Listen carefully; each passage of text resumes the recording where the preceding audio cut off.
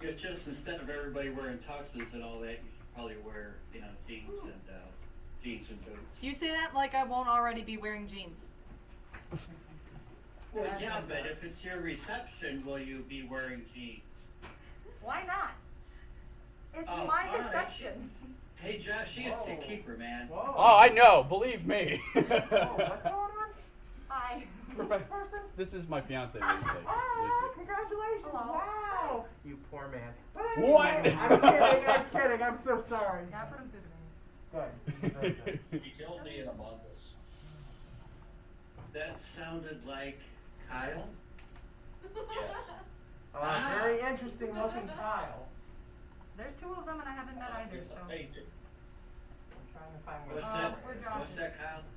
I said the icon is right from there. a painting from the Oh. 1700s that I just bought. Because all of the faces are like that. Hang on. Let me try to find it. Hang on, guys. Okay. We're gonna do this. Oh shoot! I didn't get it. No. Give me that. That's not yours yet. Run! But you can have it. It's not yours yet. It's not mine yet.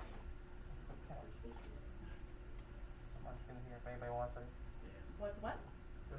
One more thing to do. Munchkins. All right. Donut munchkins. Yeah, We got time. Everybody's getting pizza right now. So, Oh, no. Yeah. Uh-oh. What? What's wrong? I accidentally shared a screenshot of my code. We'll delete that. What? Oh no. Yeah. Hey, Can you there's guys see the. my screen? Yeah, we can see it. This loser. But it's showing up as backwards in my That's okay. Discord. That's okay. It's the correct way for us. Okay. Yeah. You're good. Discord's weird like that. Luke, you made it. I'm a good officer. I'm here. Wait, only is that infamous Luke? a few. Yes, the That's our infamous Luke. Luke. Oh, Hello, Luke. This infamous is Luke. this is my fiance Yay. Lucy. I've met her before. I don't remember. I don't know about in Hi. person. What? What'd you say, Professor? Yeah, from Sun Lab. How many people? 1, 2, 3, 4, Alright. 5, 6, 7, 8, 9-ish, 10. Okay, that's what, 3 or 4 pieces worth? Yeah, I may not have gotten enough pizza. Yeah, we probably You only got 2? I only got 2. I didn't realize so many people were gonna show up. Wow. We also have fruit. Why We have next fruit. time when I'm president, I will order enough pizza for everyone. Wow. I have to take the advantage. Yeah, take it faster. Wow. Don't listen to my opponent, he lies. Oh, brother. Kyle, shut up. You're my competition. You're gonna down talk me. Could I vote for no one? Yeah. You don't have to vote for anybody, Luke. Can I take away votes? Wait, are you running again or no? Why would I run again? I guess you are graduating. I don't know. I'm not like you. I'm not gonna stay here forever. All right. That's his nightmare right there. I don't Staying know. here forever. He seems to be living to live it. Loving to live it. He fakes it well. That's all I'm gonna say about Wait, that. learning to live it or learning to Who brought love the it? donuts? Fluffy hair, not Kyle. What? Fluffy hair, not Kyle. Oh yeah, bribery. pretty much. Not Kyle. It's Right. not bribery. It's just being nice. It's just honest business. Mm-hmm. All right. It's pub lobbying. So before Professor Nolan gets started, I guess the only real order of business is to say thank you guys for coming today. This is kind of a cool kickoff for ACM's fall 2021 semester. We're going to be holding elections very soon. Actually, at the next meeting. Let me pull up the survey for who's running so far. When's the next meeting? I don't know, probably 2 weeks. We normally meet every 2 weeks. Let me pull up the Google form. We're going to be sending out this Google form for the election when the next meeting happens. If anybody's interested in running, message me. We need a chair, we need a co-chair, and we need a treasurer/secretary. When you're treasurer/secretary, you're just the guy who sends out the Discord messages, and like once a year you go onto the ACM website and you're like, and you let them know we took in no money, we spent no money, and then That's a victory in our mind. that's because we just like take donations for pizza, like it's not ACM who the donations go to, it's just whoever ordered the pizza, you know. We do everything.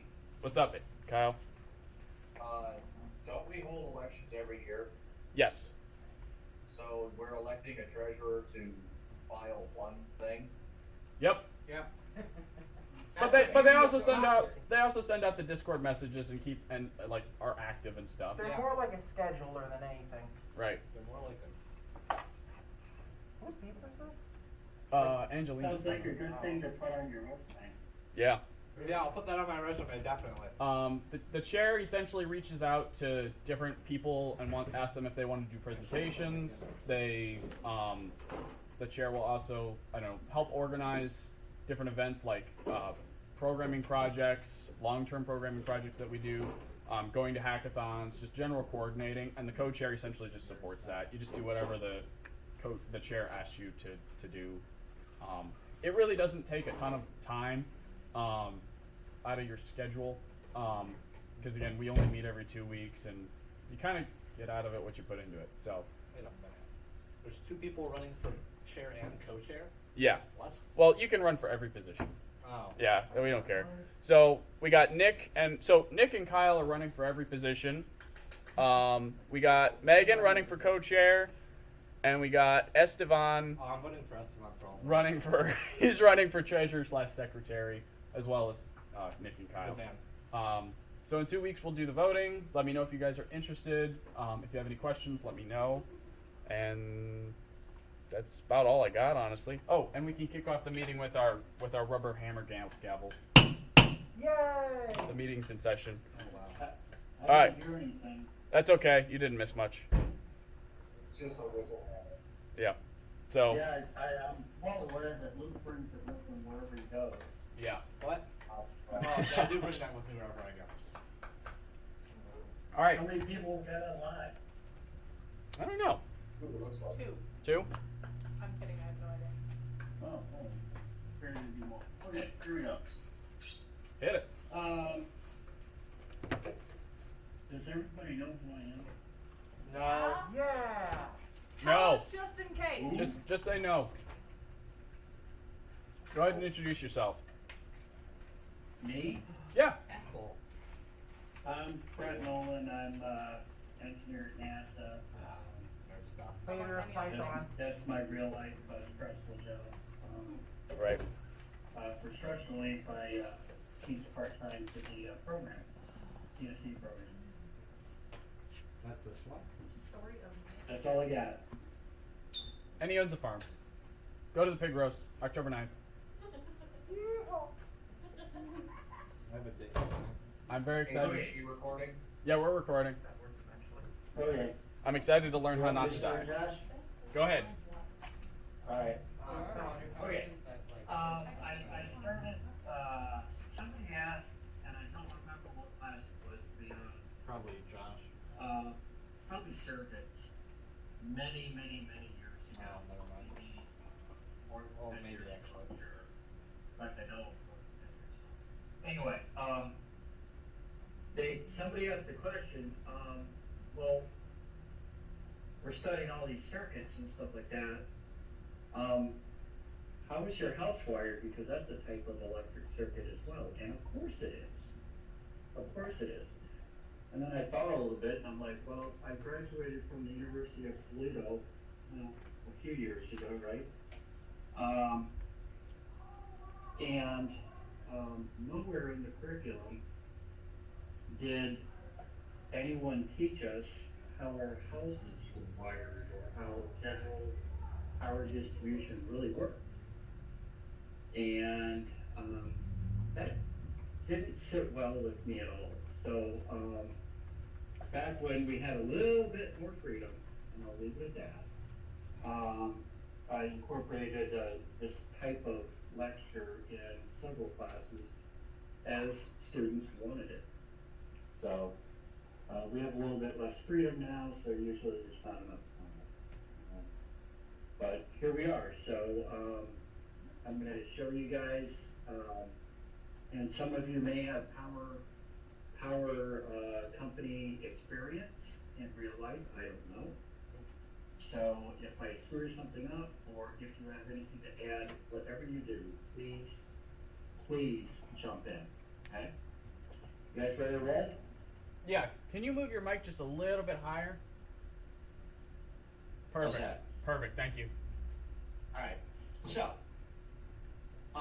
whether you live in the city or like me, out in the middle of nowhere, which is becoming less out in the middle of nowhere as time marches on, which is a very bad thing. Agreed. I don't like people, that's why I'm a teacher. Relatable. Yes, I would rather have no neighbors.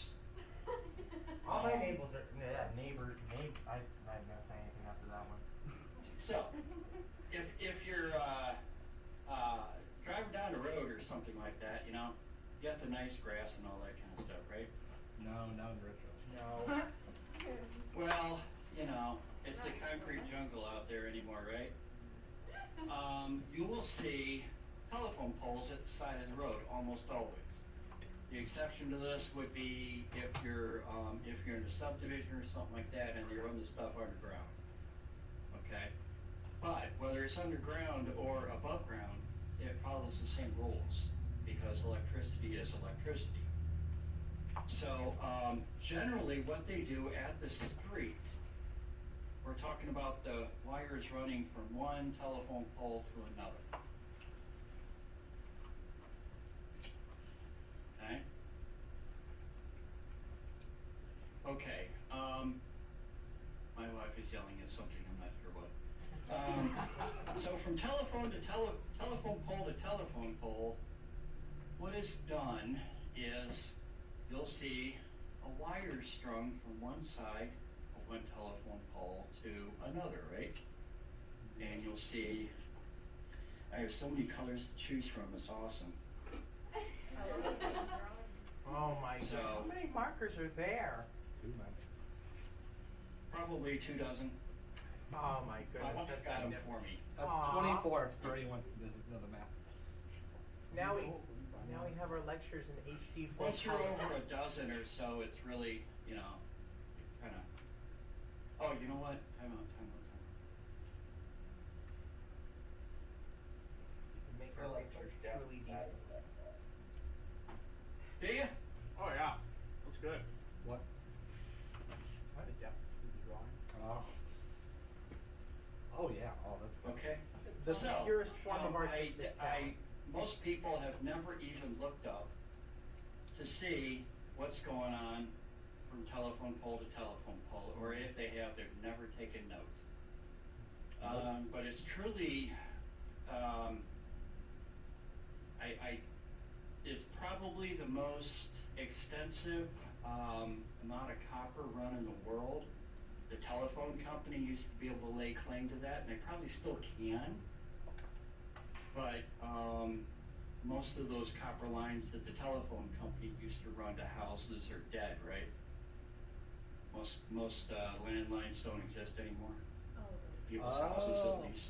What's a landline? I use a landline. Yeah, that's, yeah. Wow. I don't want that. So, I want Boomer. Zoomer. yeah. What's it called? You now, have no there say. might be another wire underneath these that goes from telephone pole to telephone pole. Lower, there could easily be other cables, and those are usually cable and or telephone, okay? The very top is the electrical power. I am reasonably sure that, and again, I never measured it, that the top wire is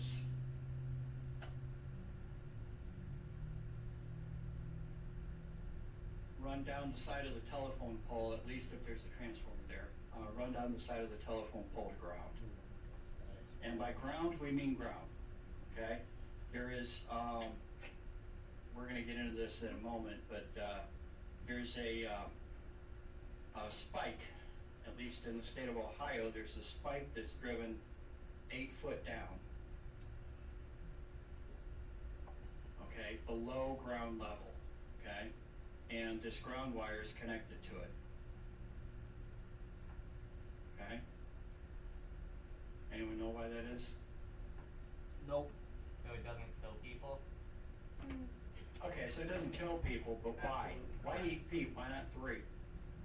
It's a heck of a lot harder driving a spike 8 foot long, not to mention ungodly more expensive to drive an 8 foot spike rather than a 3 foot spike. Well, that means it's hard And to this take is out. copper, this is not steel, it's copper. Why 8 foot? Doesn't why it's hard to take out. You guys gotta get out to the country more. Possibly for like infrastructure in regards to. I like, wish. Water table. What? So it goes down to the water table? So it goes down to the water table. What? There's a water table, if you dig down, if you dig an 8 foot hole or even 5 foot hole, even in drought conditions, if you dig a 5 foot hole, walk away and come back tomorrow, it'll be full of water, at least, you know, a couple feet, My dad ran into that when he built his farm. okay, because of the groundwater, It's a water table. okay? Now, dry soil, whether you're in clay, sand, whatever, dry soil is not a good conductor of electricity. So they want this ground rod, this is called a ground rod. I will label that for you. Whoa. They want this ground rod to hit the water table because water is a far better conductor, especially in the ground, because it's got all sorts of ions, right? You learned that from chemistry and physics and all that kind of stuff, or at least you were exposed to them. You've probably forgotten since. You're right. Most of you have at least. Right. Anyway, the soil has all sorts of, you know, minerals and stuff like that, and when they're exposed to water, they become ions that are dissolved in the water. Well, ions are a good conductor of electricity, right? Right. So that's why they want this ground rod driven into the water table for good conductivity. Okay? Does that make sense? Yeah. Yeah. I believe it. I'll buy that for $1. Why don't we just raise No, the you're water getting a cheap table? education then. Professor at Nolan, each, why don't we just raise the Yes. water table and make shorter rods? Boom. Just take all our water. Yeah, just raise the whole earth. Yeah, of course. What? You gotta think more outside the box. Or lower the ground everywhere. Just terraform. In other words, lower this distance. Just terraform it. We gotta really think outside the box Why here. don't you propose that to somebody and let me know how that goes? You just did. They may think I'm crazy now, but in a few years. They'll still think you're crazy. Shut up, Luke. Yeah, they'll still think you're I crazy. don't need yeah. your detractor mindset in my. Well, Professor Nolan just agreed. Oh, darn. Well, that's a fair point. So, now, if you look up, in fact, I used to give this lecture, the last time I gave this lecture, we were at UPRC, and we could actually look out the windows and see what I was talking about. So I don't, in the sunlight, you probably, I'm not sure you can see anything out at the No, street. please I don't don't. know. Well, yeah, I don't know. Please. No, that's a We can see through them. That's good enough. Okay. Please don't. Okay. We're Well, allergic to sunlight. if you look out the window, do you see any gray canisters at the top of the telephone poles? Oh, Yeah. those things, yeah. You do? Yeah. Those are transformers. Wow. I forgot what transfer. What? And they appear like they're maybe a foot tall, right? Yes. 2 foot max. Huh. They're as tall as you are, or I am. No. They're so far up it plays tricks on your eyeballs. And that also happens within regards to What's a traffic lights. transformer? Doesn't it actually go from, one, I hate to say it in the wrong way, but, doesn't it go from like one No one- value? No one else is saying anything, so you're doing a lot better than you. It changes. I know, it changes the, I don't wanna interrupt it- anyone. It basically I don't remember. transforms, Shut up, Luke. if you will, if Yes, you. no? Yeah, Yeah, something it like that. steps. It either steps it up or steps it down. Yeah. Voltage. The voltage. Yes. It could step it to the same voltage. It could. That'd be In silly. which case it becomes an isolation transformer. Oh, never mind. Okay? Duh. You want to separate grounds on a circuit, separate commons, you can use an isolation transformer. Interesting. Well, Oh, yeah. this is a transformer, okay? And 120 years ago, there was this incredibly, probably the majority, well, I guess that's most. Most electrical engineers that have any knowledge of history of electrical engineering credit this guy as the greatest engineer who ever lived. Who is it? Tesla. Tesla. The car company. Shut up, Luke. Don't you dare. That It man is is treasure. ungodly unfortunate that everybody associates the name Tesla with a car. That is a travesty. A Or- travesty. He was named after the car Well, company. he would want to be known for free energy. Can we Would duct be. tape Luke's mouth? I mean, Luke's free energy as in, I can't even. above I unity. deserve it. Oh, yeah. Well, yeah. He thought he could deliver free energy, free electricity to the entire world, and he's probably right. But he didn't have funding. Yeah. No one did communism. J.P. Morgan pulled funding from him. Anyway, Nikola Tesla his ideas are what are responsible for the current power distribution system in the entire world. It is AC based. It's not DC. Thomas Edison wanted DC. Oh, yeah, that's right. Okay? Look who's Thomas the car Edison. company. Thomas Stop. Edison, and you can quote me on this, Thomas Edison was a moron. Yes. Valid. I don't know how. Okay? AC is far easier, if I can spell, to step up, step down, transmit.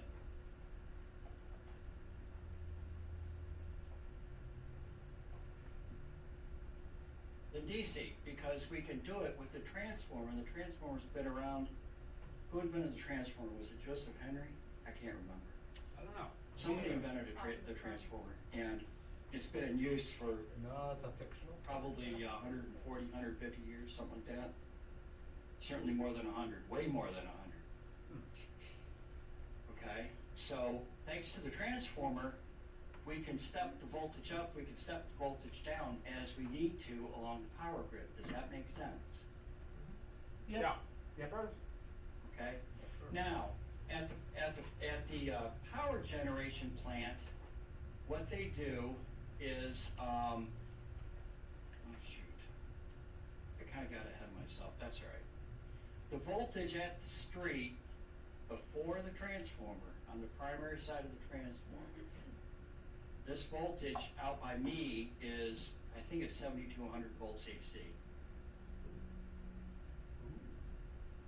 And that's peak to peak Ooh, very nice. between these two connectors, Someone say conductors, between these two conductors. Please behave yourself, child, during the ACM meetings. You just called me.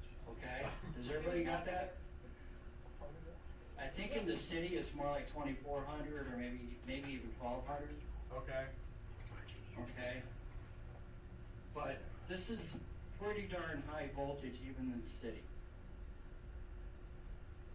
I hope everybody understands that. About how far could that arc? They put arc suppressors, and I don't know a lot about them, but they put arc suppressors between the conductors, especially at the power poles, because when they get wet in a rainstorm, rain obviously I hope it's obvious, contains dissolved ions and could be a conductive path, so they put arc suppressors and things to prevent that kind of stuff. Makes sense. Well, I think the dielectric strength of air is like something on the order of like, I don't know, 2,000, maybe something like that, volts per millimeter, so it's not a whole, it can arc pretty far, compared to, wall outlet.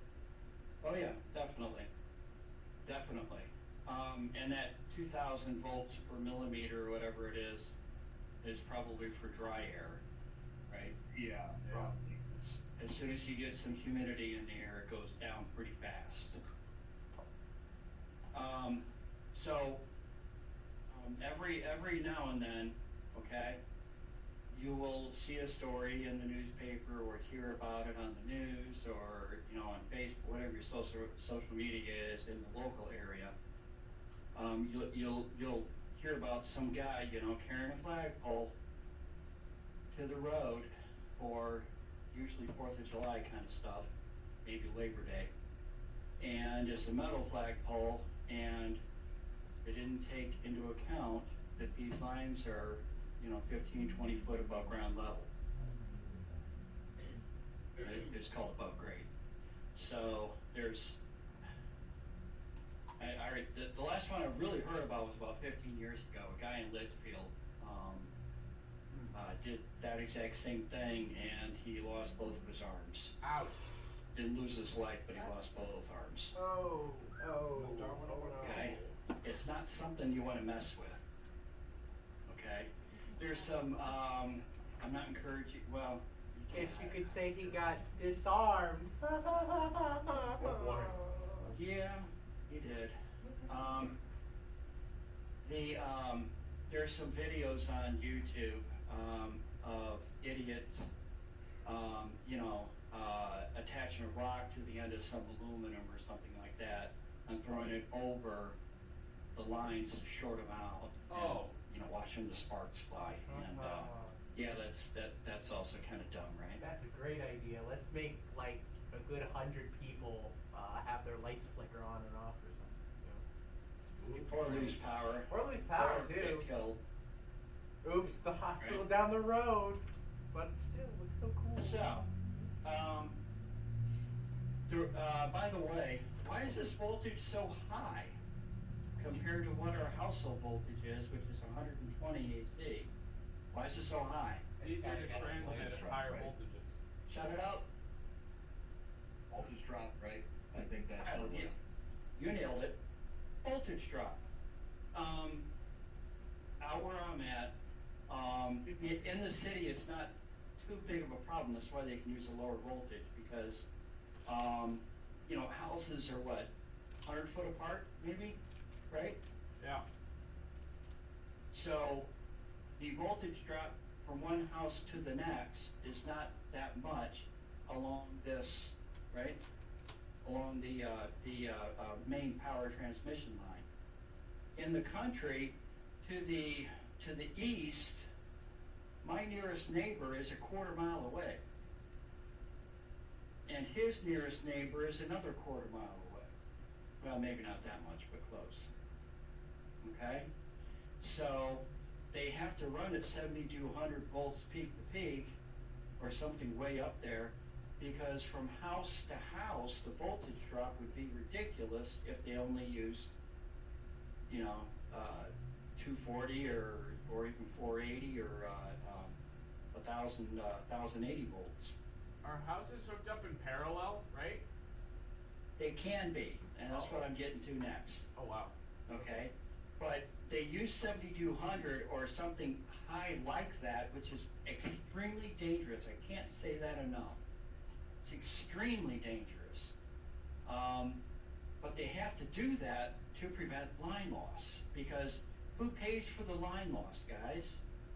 The consumer. No, the power company. Well, eventually, yeah, but the power company has to charge for it, right? Comes back Because around, if you looked at the model of each conductor, you'd have to put a little resistor in there, yes, no? Yeah. Right? Because we don't have perfect wires. Right. So there's a voltage drop across each conductor going from one place to the next. Well, that power that's wasted in that resistor here, the line resistance, that power shows itself in the form of heat. Okay? The power company has to generate that energy, that power, to compensate for this, because otherwise the house at the end of the line would have very little voltage, and that's not good. Okay, so they have to compensate for it. Also, do you see that if at these voltages the current is way down given the same power level? P equals VI, does it not? Yeah. Power equals voltage times current. So if we crank the current up if we crank the voltage up, current goes down for the same power. You double the current, the voltage, you cut the current in half, and you can still transmit the same amount of power. So, since the current is lower, the power company can string smaller wires between the power poles. That also keeps costs down. Okay? Now, far be it from me to defend the power companies, because I think they just rake in the dough off the average consumer, but that's what they have to do. Okay? Whether they overdo cost, anyway, that's a different discussion, right? What else? There's something else I was going to say. What was it? I can't remember. Oh well. Okay. So, at these transformers, they hang off the side of houses, right? Or, I'm sorry, telephone poles, right? So, at the top of the transformer, if you have binoculars, you can see there's a wire going from one conductor to, from what I've seen, it's to the top of the transformer. And there's another wire from the other side to another tab on top of the transformer. That's your primary. Okay? That's the primary of the transformer. Has anyone read the story of Nikola Tesla? Yes. Well, the greatest engineer, whoever widely regarded as the greatest electrical engineer, generally engineer of all time. He died penniless in a Destitute. Penniless and alone in, what year was that, 43? Well, he didn't die alone, he had pigeons. Oh, that makes everything Nikola better. Tesla, Yeah. here's a fun little fact for everyone. Nikola Tesla had a But weird... that's really a sad testimony too. It really is. I mean, the man used to write love poems to the pigeons, so that's also true. You know. Yeah, he was down Speaking bad. as a bird person, sometimes that's all you have. Same here, yes. As a bird person too. I Yeah, can't Josh attest. has let me down a lot. Okay. Now this transformer, this tin Birds do not let can you down. sitting on a power Just pole sign at up the to top of the very power pole. hard. Again, it's probably about at a minimum 4 foot tall. I saw a main one, not a main one. No, it's still distributed 120 volts. So it was literally as tall as I was. They lowered it with the backhoe when they replaced it. Anyway, this guy is a center tapped transformer. What does that mean? No idea. Should I know what that means? Could you repeat the question? What's a center tap transformer? Center tap transformer is basically it's on one side of the transformer, it's got literally just an extra connection to the middle of it, splitting the inductance in half. Well, also splitting the voltage in half, right? Right, but that comes from the thing. Yep. It's a center tapped transformer, okay? Now this, at the power pole, so what we got here, guys, let me draw it. For one thing, this, at the power pole, this goes to ground, earth ground, okay? So that's the center tap, it's actually grounded, okay, at the pole. It's also grounded at your house, we're getting to that. The voltage between the center tap and this top tap is, God, what is it? If we were dealing in phasors, this would be 120 volts at an angle of 0 degrees. With frequency 60 hertz. In this country, all the frequencies are 60 hertz. Quick question, Professor. Yeah. Is that why RMS RMS values are given as 120 volts because of phasor, whatever. I had a question that, like, you know,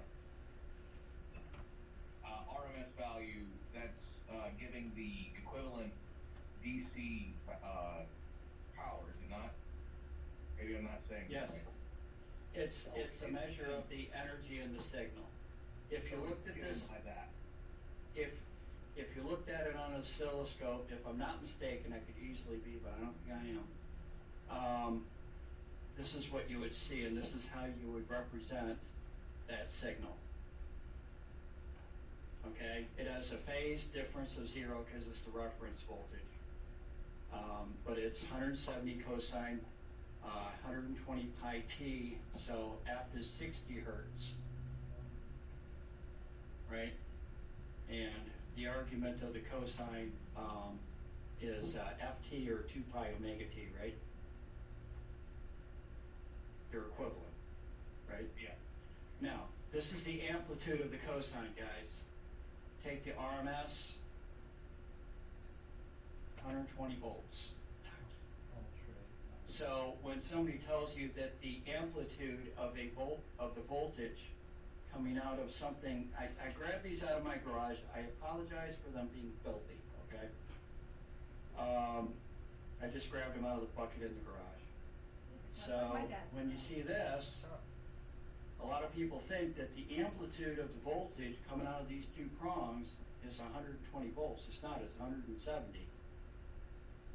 Okay, you gotta do the phasor math, what is it, a power of 2 for RMS, I think? Right, 120 radical 3, or radical 2.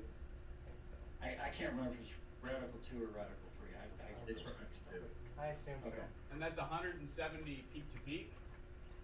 Yeah, no, yes. Okay. 170 peak to peak. What's that? Wouldn't that be the amplitude? It goes 100 positive 170 and then negative 170? Yes. Oh, wow. So so peak to peak would be what?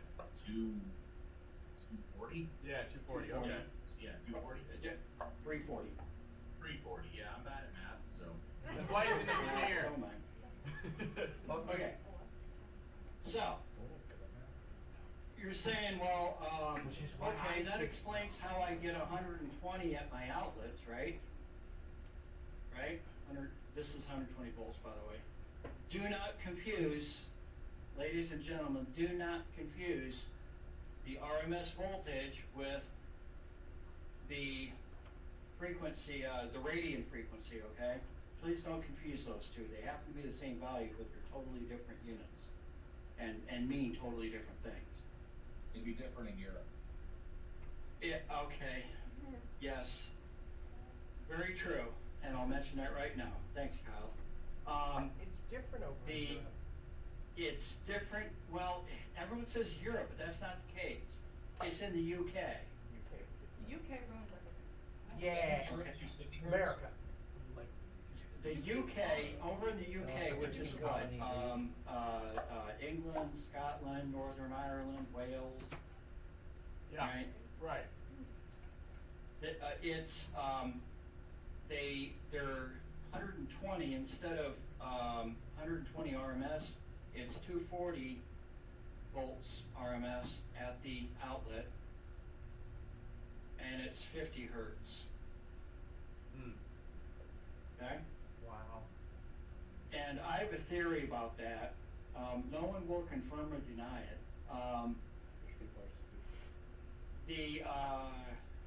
The UK kills off their stupid people at a fairly early age. So by the time they reach adulthood, there are very little stupid people that survive. Ingenious. Right? We I do don't know that if I through believe that. TikTok challenges. Well, they're not doing a very good job. I would say they're doing I think quite a that bit. there's some dam that runs on 30 hertz or something like 13. Really? That I didn't know. Yeah, it That I has something to didn't do know. with those big power generators. I think they have to do, Absolutely. you know, Yeah. frequency stabilization and all that other stuff to get it to 60 hertz. But I think what it was is, I read about this a while ago, and I think that it's something to do with, like, that's just, it so happened that we ended up with 60 hertz because everyone started using it. Oh, I don't doubt that at all. I mean, you have to use one frequency, so why not use, standards last forever, right?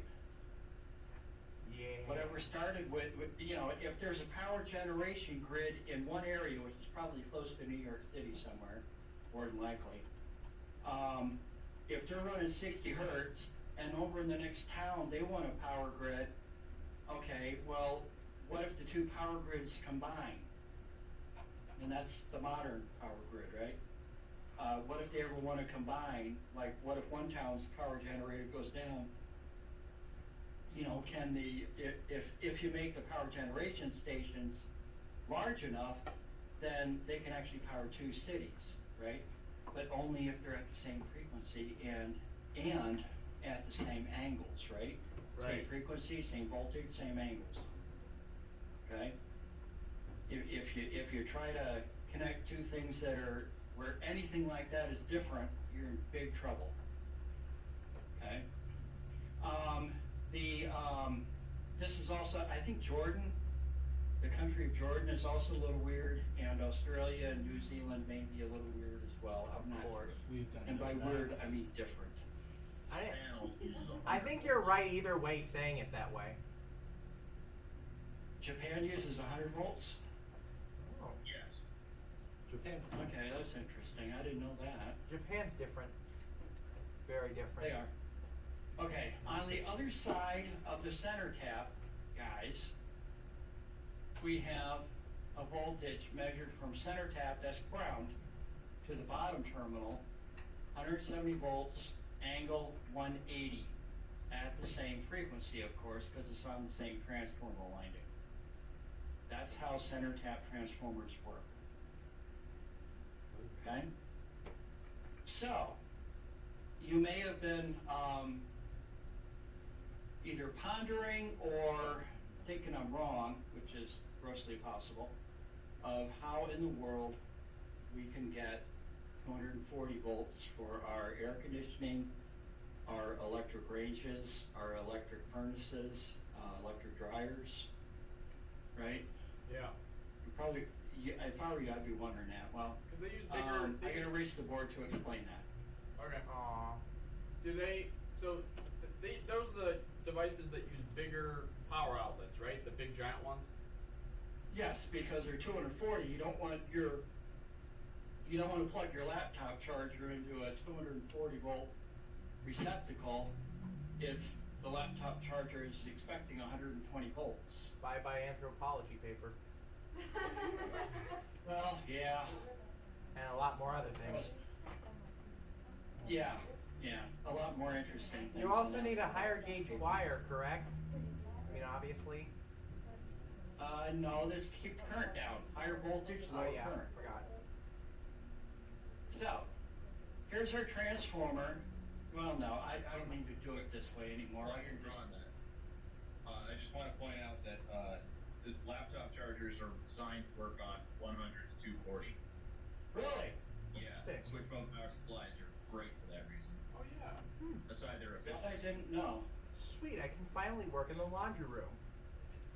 Yeah, so you can plug, like, you can take your laptop charger and plug it into a hotel in Japan and in the UK and at your house, and Wow. Assuming you have the adapter, yeah, it's You can watch you know, anime yeah. anywhere I want. you need the adapter because the British receptacles are different.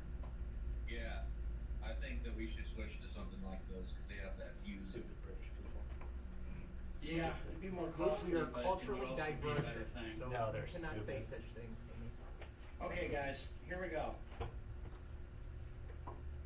At the telephone pole, okay, again, we have our transformer with the 3 taps, right, guys?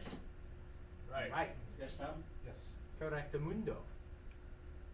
And then we know that this guy is connected to a ground rod at the base of the, here's something I forgot to mention. So this is our telephone pole, right? Yes. Right? It's got this transformer, right, and it's got wires going that way and this way, right? It's very beautiful. Here's ground level, this time it's blue. Anyway, have you ever noticed about 4 to 6 feet up there's a chunk of metal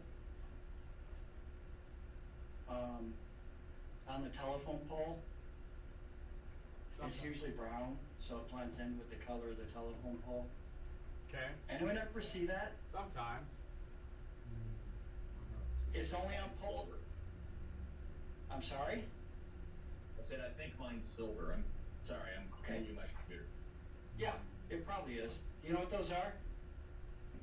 I just found this out about 10 years ago. Wow. When you were like 70? These are squirrel guards. Oh. This is a squirrel guard. They can climb up to this point, but they can't, this is a smooth metallic, it's just a piece of aluminum sheet wrapped around the telephone pole. Oh. And I guess they really, really work.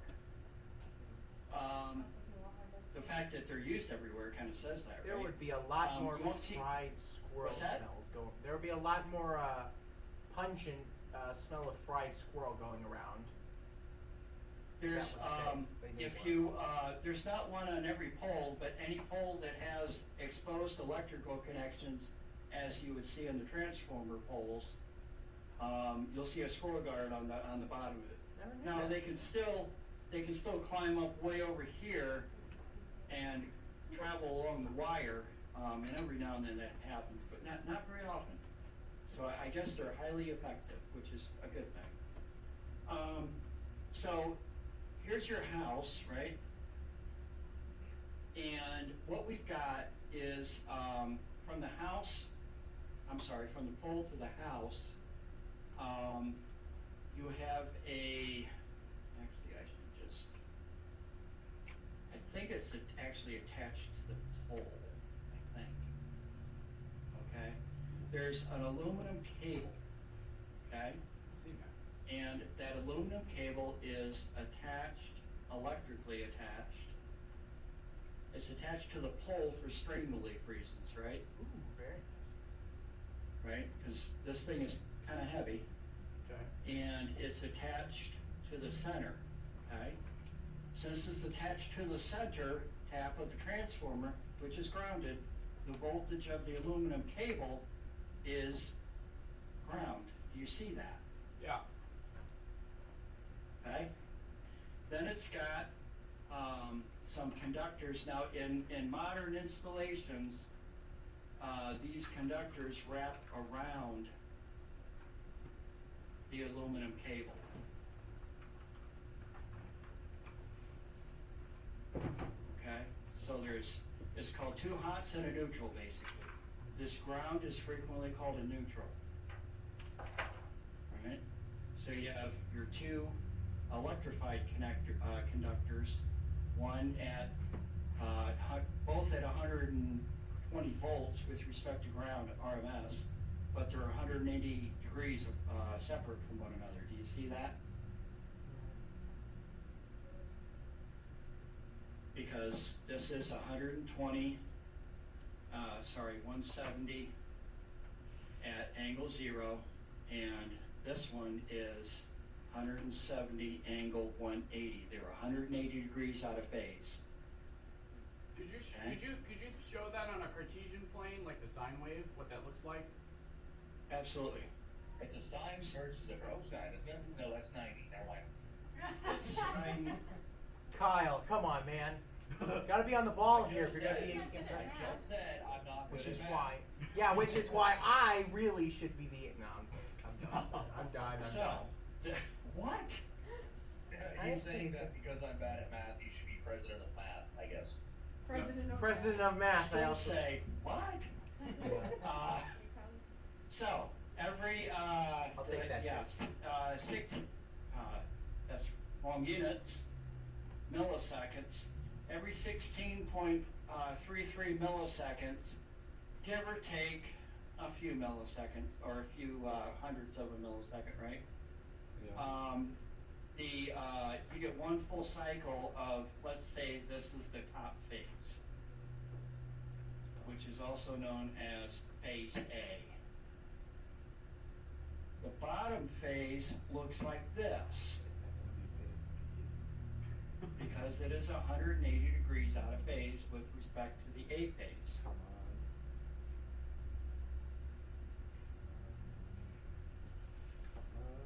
on. Does that make sense? Let's go! That's phase B. Yeah. B. Do you see that by doing this, if we measured A minus B, we would get See. a sinusoid. Let me draw it in a different color. Let's try red. If we measured A minus B, we'd get a sinusoid that looks like this.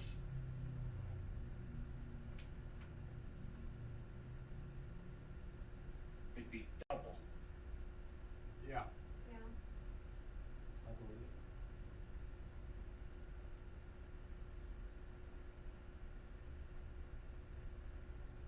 Okay? So by using the center tap transformer, we can not only get our single phase 120 volt with respect to ground, but if we take, and I'll show you how this is done, if we take one phase, subtracting it from the other phase, taking that voltage, we get double. And that is what powers your dryers, electric dryers, your furnaces, any super duper high power consuming device. They like to use 240 because again, it's more efficient in terms of power distribution. Now that's Is that- two phase, right? No, it's considered single phase. Oh, really? Yes, even though it really is two phase, yes. Is it possible to get three-phase power from a? No, It's not. No. you need an inverter, or I should say a converter. Okay. You need a converter. Because one of the co-ops I worked for, they had three-phase power, and it's in North Ridgeville, so I imagine they didn't run any special power lines to the building to do three-phase. I just don't know how that works. I'm sure they ran three phase from the street. Okay. I'm sure they did. Instead of a center tap transformer, they had a three-phase transformer, I guarantee it. Okay. Probably in a Y connection. I think you can use like a what is it, VFD, variable frequency drive to. That's totally between different. them two. You could, but that's really expensive. They make cheaper converters. Go Well, from yeah. single phase to three phase. I was gonna buy like an old Bridgeport mill and it's three phase, and I was looking into that, so that's one of the things that came What up. size motor is it? I think it was 2.5 horsepower. Just buy a three-phase. new motor. Just buy a new. Yeah, or I could get one, a VFD that from China that'll burn out in a year. You could, but you can, for what, a couple $100, you can get a motor that is single phase. That's what I did on my air compressor. Fair That's enough. what I did. Anyway, so these wires come into what's called the masthead at your house. And if, oh, I know what I was gonna say, thing I forgot earlier. If you recall, I mentioned that the voltage here is like 7,200 volts, right? At the street, Yeah. right? Transformers step it down to something more friendly to people. And then I said, well, every now and then somebody gets zapped by this, right? Well, didn't anyone question, or did anyone wonder, well, how can you get zapped if you touch an insulated wire, right? Oh, yeah. We touch power cords all the time, we don't get zapped. Yeah, why is We're that? supposed to. Why is that? A lot of people don't know this, okay? The electric company is not required to maintain these conductors that go along the street. Most of them In are other words, if they've been up there 50 years, you can bet money they don't have any insulation on them, or they have What? rather large breaks. Oh my God. Microscopic breaks in the So insulation. straight up, cause it's not safe. It's Okay. That's it's crazy. built-in natural selection.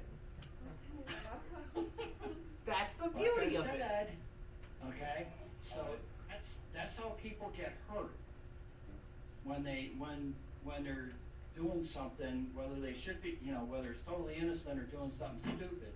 That's when people get hurt, because the insulation is not maintained. Wow. That's why they're so high up. They're at the top of the telephone pole. How tall is the telephone pole? So they're kind of like a 25 foot, leave it. something like that? They're kind of like a leave it and forget it unless there's a major issue with them. Then That's they're exactly never- what they are, Nick. That's so and, weird. And I guarantee if the public said, you know what, you have to maintain those, and if it were mandated by the government, our electricity rates would skyrocket. Guarantee it.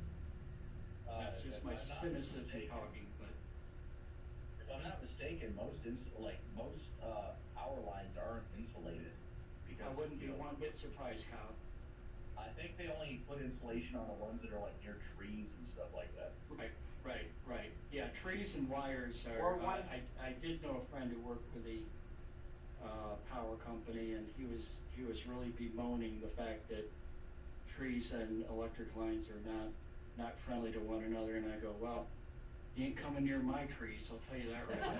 Yeah, there's these, trees near, going forth Vermillion from my house, and they have, the power companies cut giant circles into them. Yeah, it does wonders for the aesthetics, right? It looks fantastic.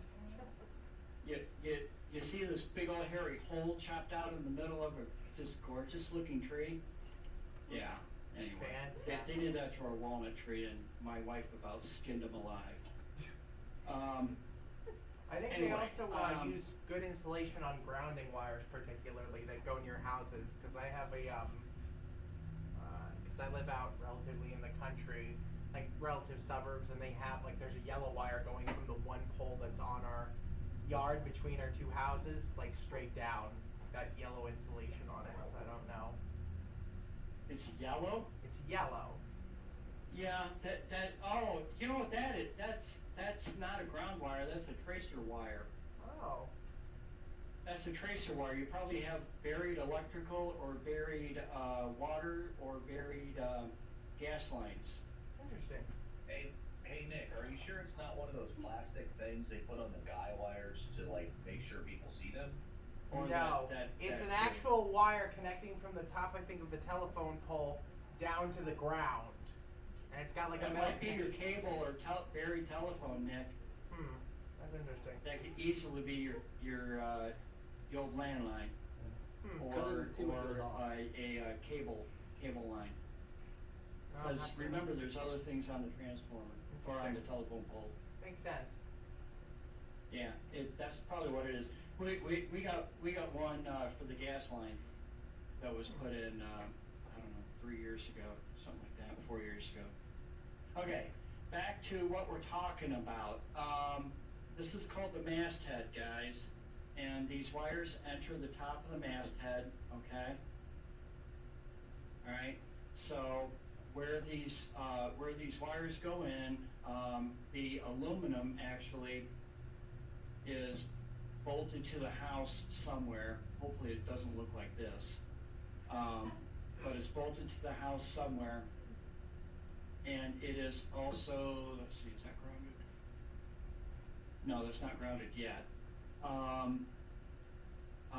But there is a wire that, comes from this aluminum that goes into the pole coming from the masthead, as well as the two conductors that go through the masthead. So there's actually 3 wires in here,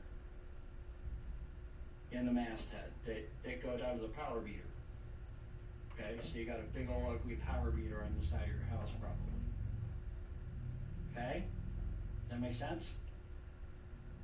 Yep. You got the ground wire and the two power carrying conductors going through the pole coming from the masthead. This is where the power company customer interface is. Okay, so the homeowner is responsible from the house side of this connection on into the house. The electric company is responsible from their side of the connection back to the power generation station. Okay? A lot of people don't know that. They think it ends, you know, somewhere inside the house, or they think it ends at the power meter. Now, one caveat to that is this is also the meter is power company,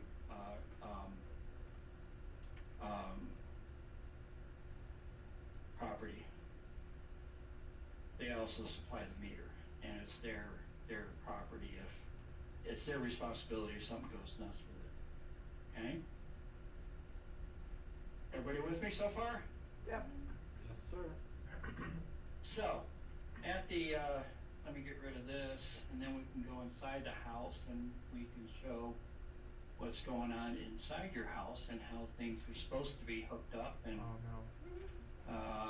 How we can Please don't go in rewire? my house, Professor Nolan. I beg your pardon? Don't go in my house, Professor Nolan. There are horrible things there. What? We can't hear you, I think. Darn it, my joke.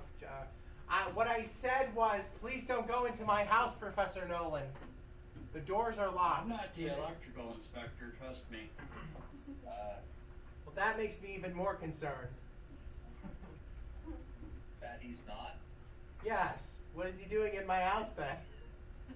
Well, yeah, that's true. I wouldn't be in your house. Okay, good. Well, I mean, it depends. You're always welcome, Professor Nolan, at my house if you really want to come to it. Hey, Josh, can you adjust the microphone? Yeah. Like, to face it towards you guys a little bit, because we're having a little bit of an issue online. Oh, that's the microphone. That makes sense. Okay, guys, go on. Somebody ask a question? No question. Oh, sorry, Josh. Okay. No questions, No, Professor Nolan. We've traced the center tap, guys. We know it's grounded at the pole, right? And it also has a wire going that is basically the aluminum cable. It's not basically, it is. The aluminum cable that supports the other conductors.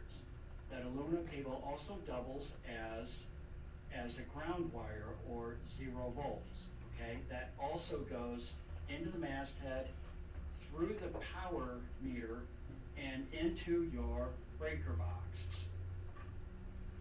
Or fuse box if you have a really, really old house. If you talk to the electricians, especially the old timers, Like you? they will say that they prefer fuses far more than breakers. I'm not sure I agree with them, but they also have a lot more experience in the working with the stuff than I do. When you're finishing with your thought, I have an anecdote about breakers. Just remind me. Okay. So we're bringing, do you see, guys, that we're bringing 3 conductors into your breaker box? We're bringing the ground, which is the center tap of the transformer, and this is called the ground/neutral. Yeah, I'll explain that in a moment. So this is the ground, okay? Then we have the two conductors that feed the main breaker. Do you see that? Okay, if you look in your breaker box, or your fuse box for that matter, there is probably a 100 to, in my house it's a 200 amp main breaker.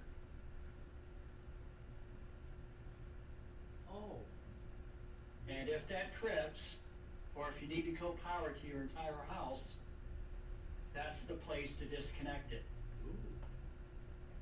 Okay? Good to know. That's main. That's the main. Okay? Did everyone see my Can't hear What'd you, you Kyle. say, Kyle? Oh, we got real-time video. Oh, shoot. Yeah. Okay, that's the breaker box Kyle's showing us. Where's the main? Is that it? Shoot. Is that like a 200 amp breaker, Kyle? We can't hear you, way away from your mic. I'm actually not, but I'm Oh. surprised by that. But anyway, good to know. I'm gonna point at the breaker, but I can't talk because I have push to talk on. That Gotcha. makes sense.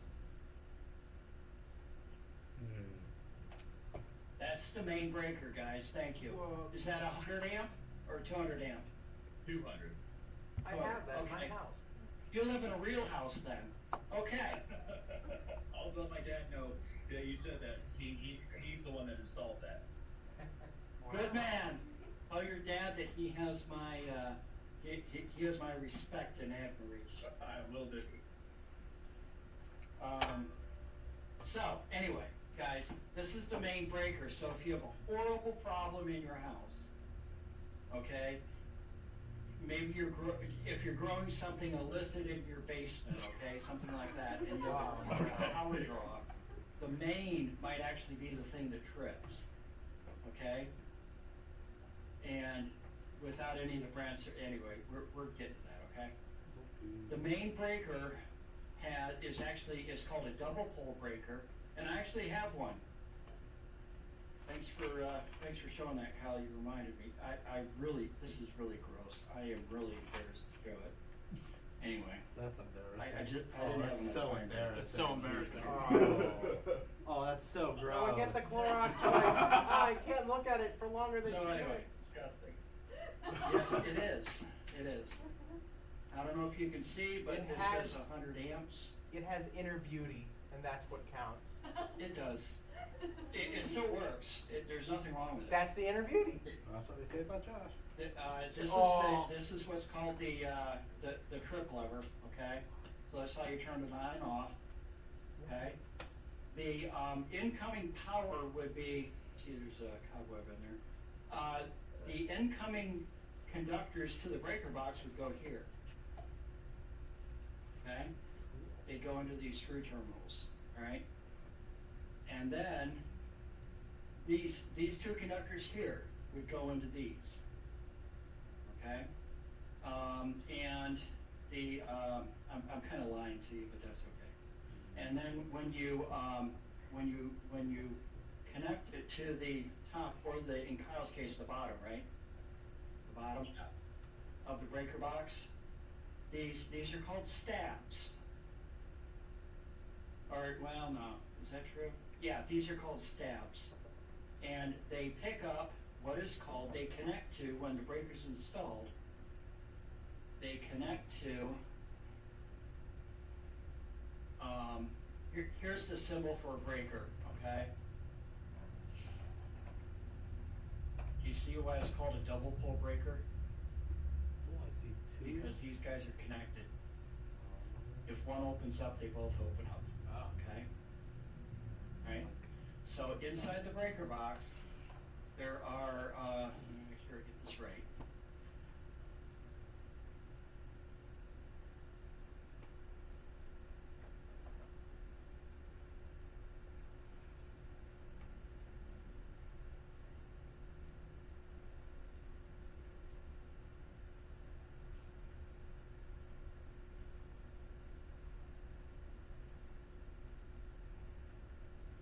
I'll just draw, here, I'll draw another couple of bars here.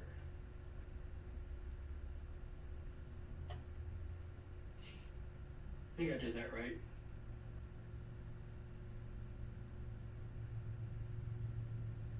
Okay? So, this is your, and I forget what these are called. There's a little tab on the end of each one of these bars. Oh, bus bars. I've heard of that before. Well, There's two bus bars, okay? These are energized. One is connected to, phase A. The other one's connected to phase B, okay? So, on these bus bars, there's a little tab on the end of each one, okay, and they extend to both sides in your breaker box. If you notice Kyle's picture of his video's image of his breaker box, there's a set of breakers on this side, there's a set of breakers on this side, right? Okay? So, if there's a breaker here installed here, like this guy, which is also filthy, This is a 30 amp, no, 20, is that two? Yeah, this is a 20 amp breaker, still, well, it's kind of damaged. This is I'm trying to figure out what kind it is. I don't know what kind it is. Is this, Square D? Is this the? I don't know. No. This is a single pole breaker, okay? Here's where here's the stab that would connect to the tabs right here, okay? And you would run this is a 20 amp breaker, so you'd run a 12 gauge. You'd run a 12 gauge, wire into here, okay? So that's a single pole breaker. By the way, a double pole breaker looks a lot like this, okay? A lot like a main breaker would. And we're getting to that. So anyway, so this is a circuit breaker, okay? So your wire is connected here to this side of the breaker, okay? And there's another wire that, which color is here? I should have used green for this. I'm gonna redraw the, actually, I'm gonna just get rid of these. I don't need them. So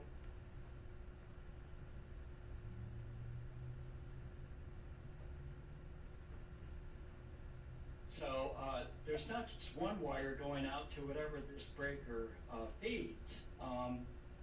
There's on the other side, if this is the main breaker box, actually if it's a satellite breaker box, you'll also have this.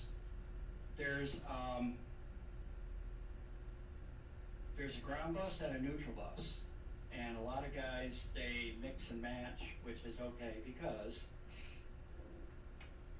these two buses are connected together. These are nothing more than screw terminals in a aluminum block, okay? So if you see a screw terminal that has a bunch of wires going into it, you know, wire would go into it, the screw terminal would clamp it down. It's called a terminal bus or terminating bus or ground bus, neutral bus, whatever. Okay? The ground bus and the neutral bus are connected together in the main panel. Okay? If you think they shouldn't be and you want to disconnect that jumper, it's a big old honking piece of metal, I can tell you that. Do not disconnect it because ground and neutral at the breaker box, the main one coming into your house, they are supposed to be at the same potential for reasons that'll be obvious in a moment. Okay? So we call this ground for, again, also reasons we'll see in a moment. And neutral's over here. The center conductor goes to the ground bus. It also is connected to the neutral bus. Does everybody see that? Yeah. Yeah. Okay? There also is somewhere, it's either a special screw or it has a little piece of wire coming out of it that is bolted to the case of the breaker box, and it comes from the ground bus. This is called the bonding jumper. Oh, it helps me. Or the bonding screw if it's just a screw. What that does is it connects the case to the ground bus. Okay? So don't screw with that either, unless it's a satellite panel. It's an auxiliary panel, you know, in another area of the house, but it's fed by the breaker box, the main box. Okay, that's the only time you'd ever mess with the bonding jumper.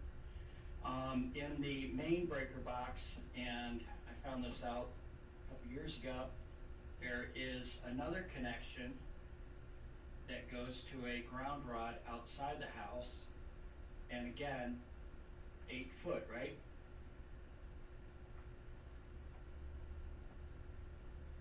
Right? In theory, my dad came across one when he was working on a house. They literally just took the wire and shoved it in the ground by like a couple inches. Oh, that's perfectly safe. I don't see a problem with that. Right, exactly. That reminds me, first of all, sorry about anyone who's been watching my camera and seeing like my son and my dog attacking me. That was not planned.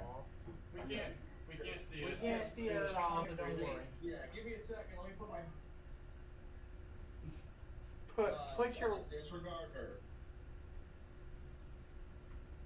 Your son or your dog? Or your wife? Anyway, Ah. so it reminded me of. Moving on. He was talking about his dad, and I was reminded of when, we had to, replace our breakers over in our distribution box where it comes out of the transformer.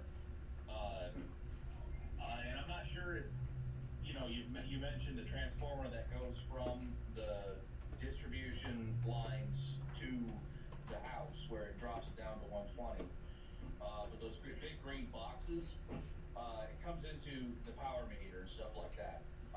And in any case, we kept having issues with power breaking just randomly. And what it was, it turned out that our breaker was actually broken. And what you were saying earlier about This pole? Yeah. So what you were saying earlier about the older electricians preferring fuses over breakers, my grandfather was a power engineer for Transocean for, I don't know, like 50 years, and he said the same thing, that breakers were just, they tripped erroneously too much, and, Right. so, They can. They can. yeah, so we ended up buying, I think it was a 100 amp breaker, two of them, and we put them in parallel. That's There what you we go. did. Yeah, so they're not gang together anymore, that's all. Yeah. The code actually requires, and I drew this wrong, the code actually requires National Electric Code, which is a very good code, by the way. You really don't wanna argue with it. The code book requires 2 separate grounds now for residential. Okay, that's house, right? And these grounds have to be separated by at least, I think it's 10 feet minimum. And that's because,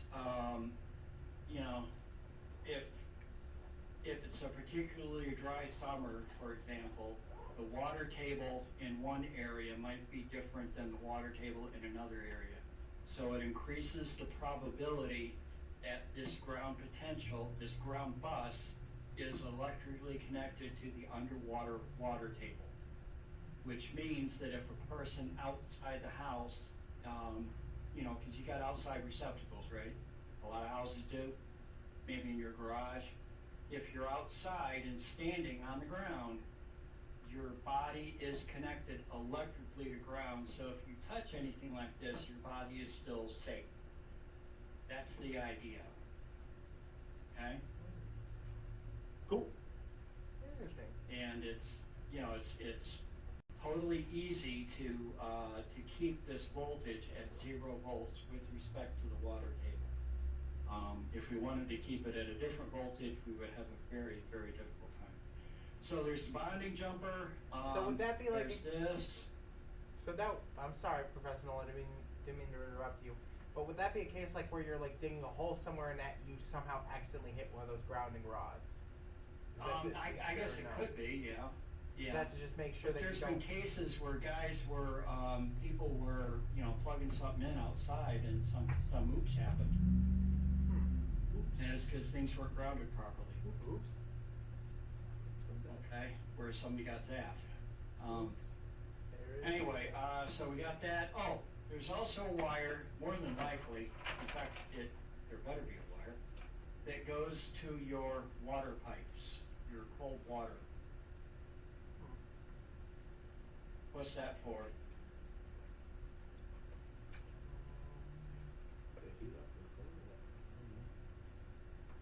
What why would we wanna ground the cold water pipes, the plumbing pipes in your house? Why would we wanna do that? That way you don't get electrocuted.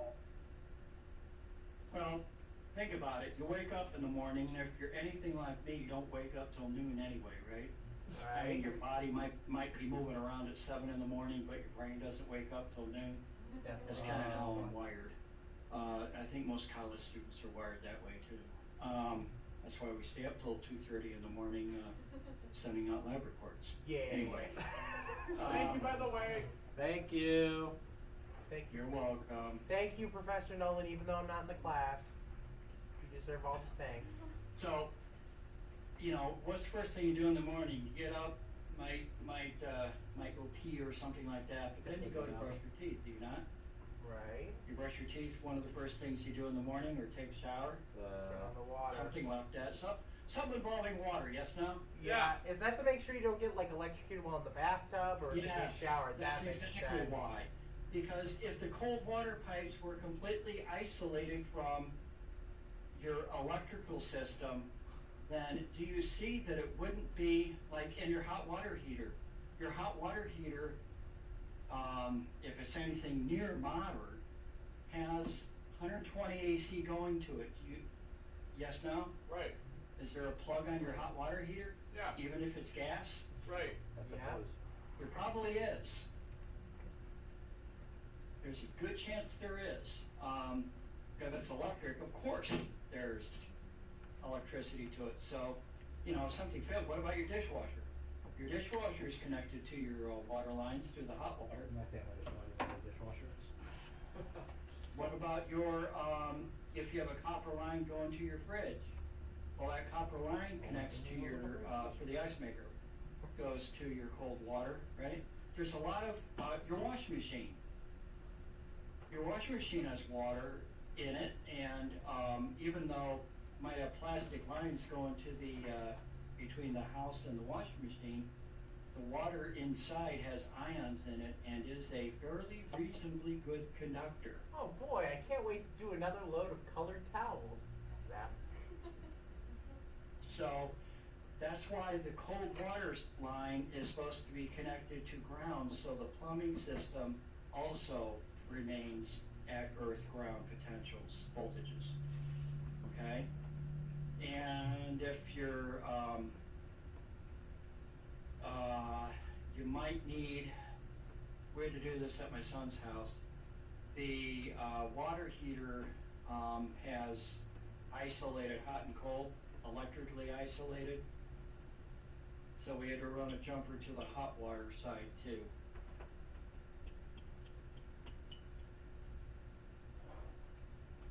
So that both the hot water and the cold water are electrically connected to ground.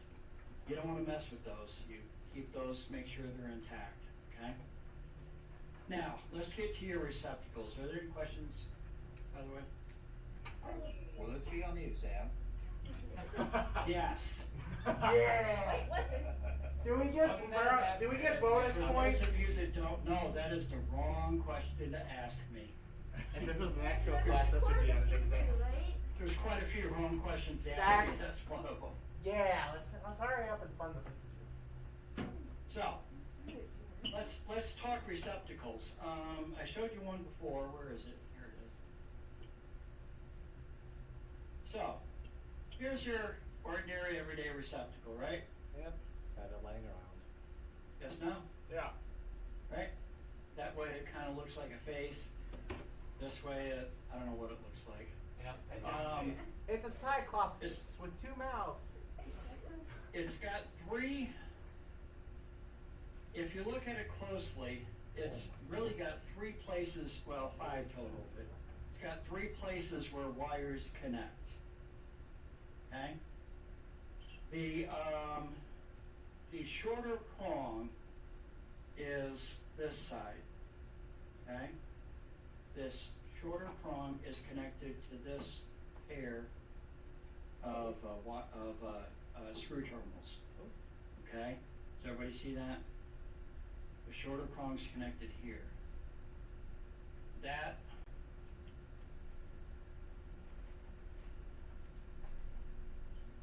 what color should I draw the receptacle? let's make it, blue. So, if we have a receptacle,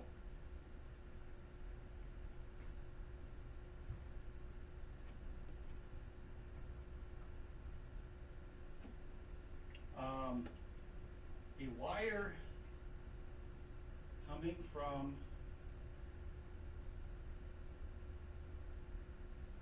from the breaker goes to the terminals connected to the shorter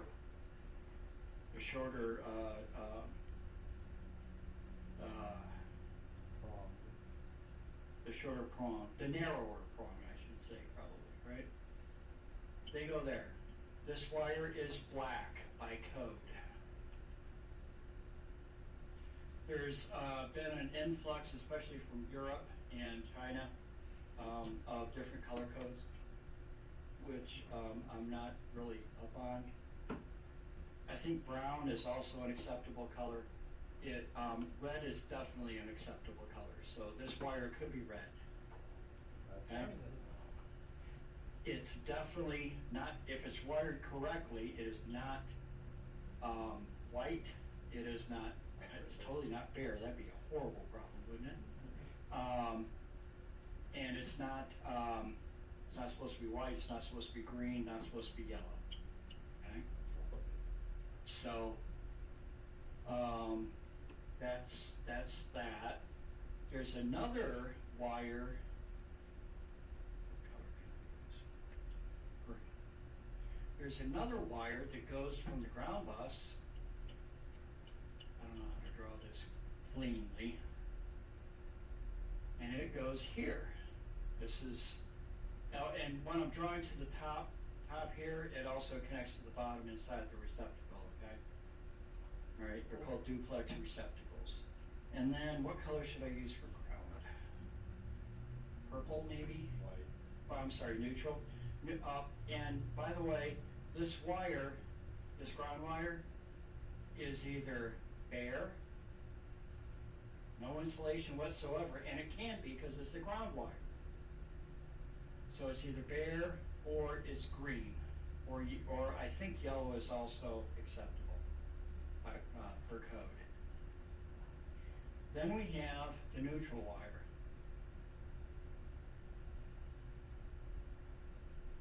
Okay? This is called neutral. Do you see why it's called neutral?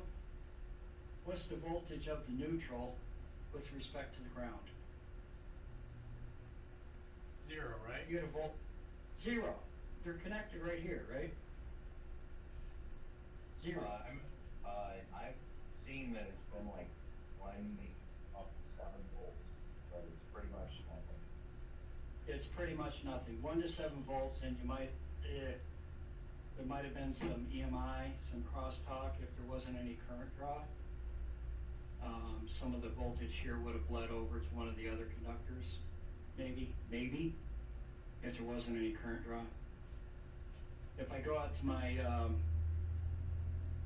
we just hooked up the compressor in the garage, and when the compressor wasn't drawing anything, we measured like 7 volts from one side to ground.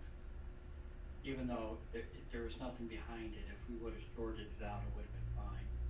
It was just, you know, this voltage here, the fact that this has voltage on it, on the black wire, it generates an electric field, does it not?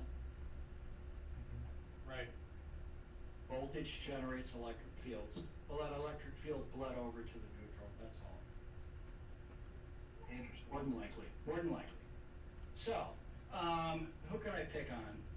Can I pick on Josh? Sure. Is Lucy still around? Lucy's Hi. here, yeah. Okay, hi Lucy. So, Josh gets up in the morning, right, and he's gotta look his best for Lucy, right? That'll go away in 2 years, Lucy, by the way. I have 4 brothers. I'm used to it. Oh, you told me that, didn't you? Yep. That makes so much sense. You did. What's So that anyway, mean? so Josh, you know. Oh, I didn't say anything. No, I just have a brother Josh, myself, so. Do you even know what a razor is? What a razor is? What? I used to. Yeah. Like the spear? Used to, okay. So Josh plugs his razor in, right? And let's pretend Josh has nothing but the best, the most heavy duty of equipment, yes, no? I hope so. Right? So his razor actually is a 3-pronged gizmo. Oh, that's impressive. It's I- very I'm- impressive. I'm just using electronic hedge clippers. Yeah, there you go. So he plugs his razor in, or his hedge clipper is fine. And it's got 3 prongs, yes, no? So he plugs it in right here, okay? Now, in the cord, all 3, I'll try to keep my colors consistent for you. All 3 wires in the cord go to the razor, okay? And inside the cord, there's a really good chance that they follow the same color code, okay? By the way, coming out of the breaker box, all 3 of these wires are in the same cable, right? Right. They're all in the same cable. They're not individually run. They're all in the same cable. If they're not, then you have a problem on your hands because you probably have something called knob and tube. What? In your house. Knob and tube. Oh, knob and tube. Knob and tube was put in, if you have a really old house, it's probably got knob and tube. Or it did at one time. My house used to have knob and tube. Some of the electricians swear by it. Those electricians are complete morons. Whoa, Okay. whoa. No, I'm right. I'm right. Professor Nolan, I think you're 100% Knob and right. tube, so Follow up, you use got the your ceiling joist, right? Yeah. No. Can I draw a 3D maybe? So you got your ceiling joist, right? Right? And then you got your walls.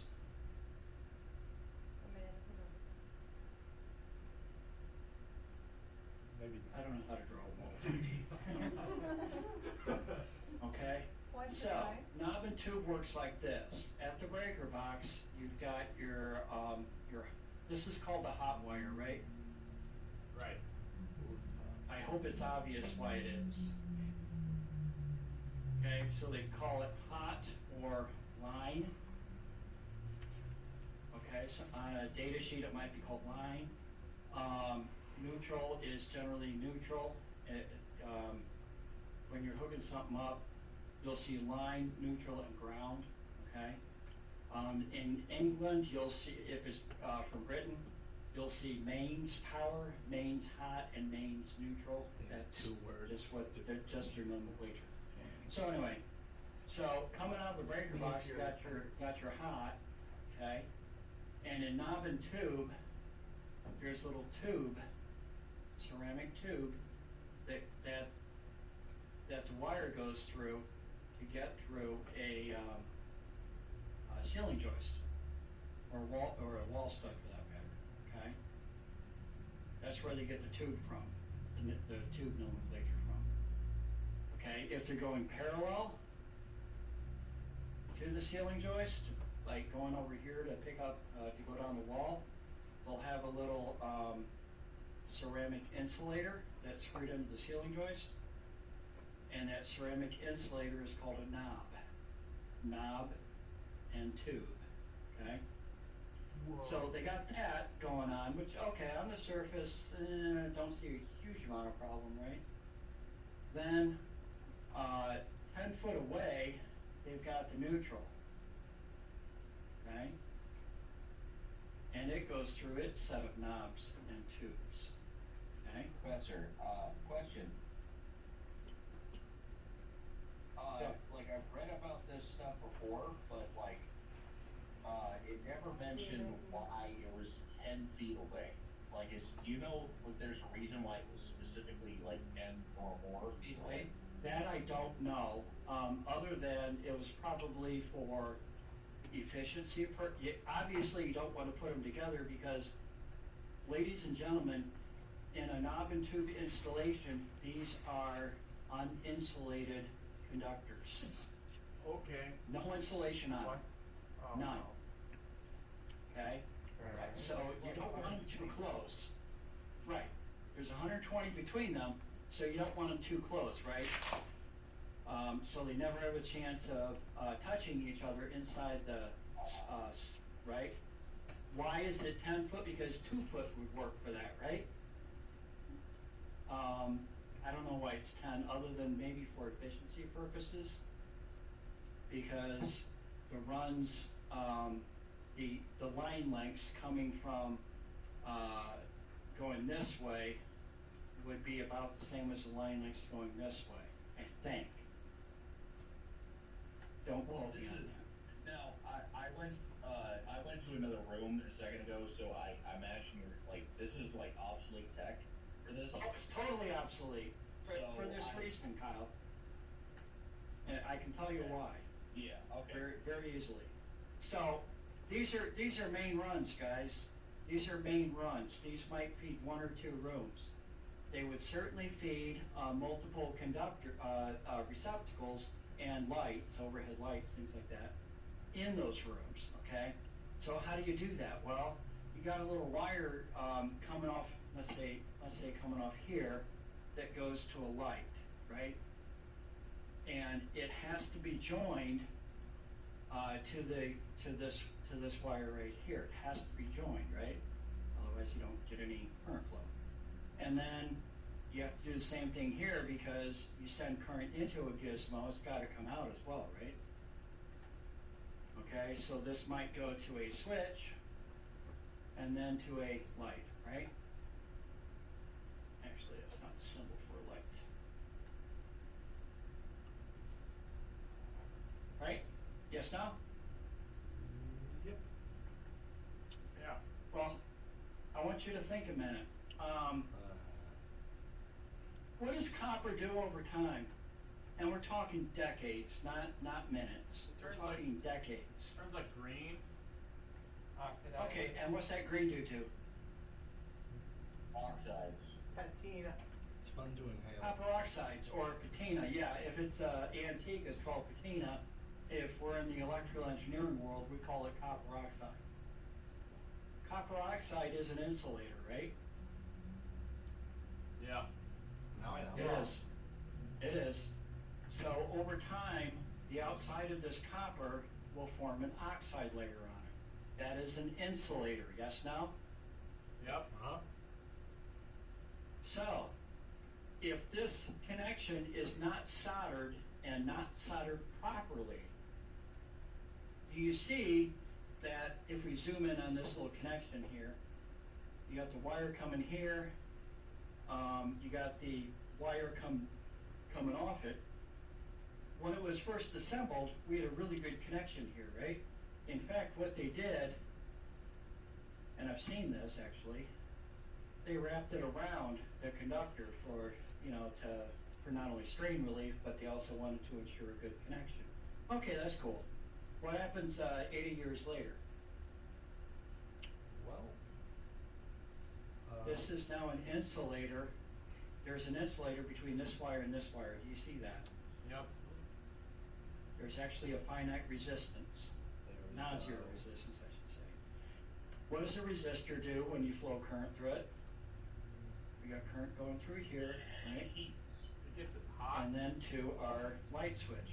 So this connection right here gets hot as we flow more and more current through it. Do you see that? Yeah. Okay? As speaking for anyone who's ever touched a light bulb that just burn out, yes. Okay? Now, over here, I mentioned before that these wires are all in the same cable bundle, and unfortunately I didn't grab any cable. Give me 15 seconds. It's probably gonna be super dirty. I'm just walking out to get a chunk of Romex, that's all. I like how you Hopefully I have have. some that's already stripped. I like how you have a So you Bluetooth can see- headset so you can still hear us. Somebody do shadow puppets or something while I'm out in the garage. Okay, everyone. Alright, I'm thinking of a 3-word for. I'm too tired. Bathroom break. These munchkins were brought to you by the beautiful campaign of. I'm not voting for you. Well, shut up! No one asked you, Luke. So I'm taking away your vote. No joke. That I'm taking back those munchkins. For like 50 years, man. I'm telling you, there's so many connectors, switches, whatever, that are made of copper that turn green, they turn black, all sorts of stuff just from sitting there. And boy, it really changes things that, well, it's supposed to do. Makes sense. Well, you basically have a layer of insulation instead of a switch, right? You have a resistor instead of a switch. And Potentiometer. yeah, and not only that, it can change, right? It can change. You can you can try to make it work one time and it's fine. You go to do it another, 5 minutes later. Yeah. If anyone's ever played with old radios, they turn the switch or like the little potentiometer they use to tune the van. You hear that crackle or whatever. That's usually caused by oxidation. I was restoring a radio that I found at Goodwill, maybe mid-60s, late 70s, something like that. Oh, this is perfect, guy. I'm sorry, Kyle. Oh, you're fine. And, I haven't gotten around to an alignment on it yet, but, it's just, man, it was bad. It was in bad shape. But, luckily it was all transistorized, capacitors looked good. But, yeah. Incidentally, it uses the mains line, like the actual neutral conductor as an antenna. I just wanted to point that out earlier. It came to mind that some older radios use that as an antenna. Oh, interesting. I didn't know that. Okay. It's very strange, but whatever, great. Yep, whatever. This is the cable bundle that I was talking to you about earlier. This is, if you broke into the walls of your house, you would probably see this. I don't recommend you breaking into the walls, but you'd probably see this. Now, I don't know if you can tell. So it's white, green, and black, right? Well, it's supposed to be white, bare, and black. I don't know if you can see better now. The center conductor that's sticking straight up, that's the ground. And that's bare. I don't know if you can tell, but it's actually green. Oh, okay. Is it It's not oxidized? supposed to be green. It oxidized in my garage. Very cool. Yeah, we It's can been- see, I can't see that anyway. Yeah, Sorry. your feed's more like black and white because we're on the projectors. All right, well, I can see that one's thinner than the other. Yeah. yeah, well, yeah, The it's the internet center connection's conductor. wrong. Do you see the difference now? I kinda see light shining off of it, but that's about it. Off this part Oh here. yeah. I can see that it's two Yeah, different. yeah. Exterior copper. This from about here over is oxidized. From here to the end is oxidized because this has been sitting in my garage for, about 10 years. Okay? So, just like this end, if I strip this end, we see the same thing, moisture got in here and it oxidized the copper for the ground. So if I were to actually use this, I would use my knife and scrape off this oxidation, and the wire would be good as new. You can't see this, I don't think, but at the very end of the insulation of the neutral, this is white, so this is neutral. At the very end, it's got a greenish tint. I guarantee the end of that copper is oxidized as well. The hot, which is black, we got the same thing. I'm sure you can't see evidently, I don't think, but the end of this wire is actually not copper colored at all, it's black and green. Okay, this is green. Sorry, I didn't mean to interrupt. This is called Romex. So if anybody says, yeah, I gotta run some Romex, this is what they're talking about. Okay, it's got the hot, the neutral, and the ground all in one convenient package for us. Go ahead, Kyle. It reminds me of this time that my dad was troubleshooting some issue with, his old boat. And, you know, it was something to do with batteries and a connection to the front panel, and he ended up popping off one of the side panels to expose the wiring, and he saw that the entire, and I mean entire wire harness on that side was completely green. You know, there were strands and stuff that were completely rotted off, but, you know, the connection was still there. But he didn't have good response to the front panel compared to, you know, the batteries, and they were brand new Right. batteries, and, you know, he That replaced them points to all. wiring now, yeah. That points to Yeah, wiring. it was just completely green. And it's a boat, so it's in a moisture environment, right? A moisture environment by nature. So, this is, something called Deox, Oxguard. Everybody calls it Deox. Okay, it's antioxidant compound. You put this on copper where, like where these wires come into your main breaker, you would put this on the ends of the, conductors. And this prevents them from oxidizing. I hope it's totally obvious to you, after we've been talking, that any oxidation of the wires at this point would be really bad, wouldn't it? Yep. All the household current goes through it. So, yeah, that'd be really bad. Okay, so, back to this. Can I give you a 10-minute warning? 10 minutes? 10 minutes? Oh, God. Are you able to wrap up in 10 minutes, or you need a little bit more? I need a little more. Okay. 15, all right? Yeah, that's fine. Okay. So, do you see that if, in this Romex, if there was something wrong with one of these wires, that it was short to, you know, too much current going through it, or some, you know, somebody chopped through it with a saw or something like that and removed 90% of the copper, heat would build up, right, inside the cable? Yes, no? Right. Yeah. If there was something wrong with the conductors, well, that heat would build up and it would melt the insulation, right? Makes sense. This is inside a wall, think about it. There's nowhere for the heat to go. So, it would eventually short out the hot and the neutral, and it would pop the breaker before anything serious happened. Okay, because the melting point of this insulation is much lower than the flash point of wood. So it has built-in fire protection mechanisms via the breaker. What happens here in knob and tube? What happens here?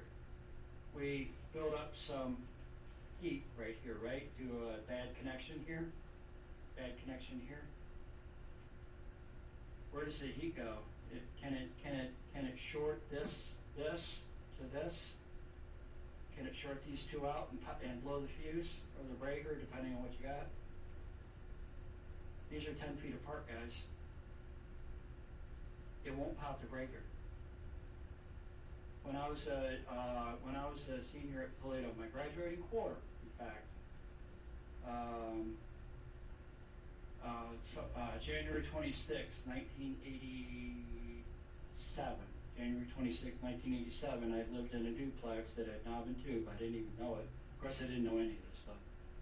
And getting married in 5 months, right? We lost everything. Absolutely everything because of the fire that ensued because of this. So yeah, it's a bit of a touchy subject for me when guys try to extol the virtues of knob and tube. Okay? That's why. There's a problem. There's no protections to kick in if something goes wrong.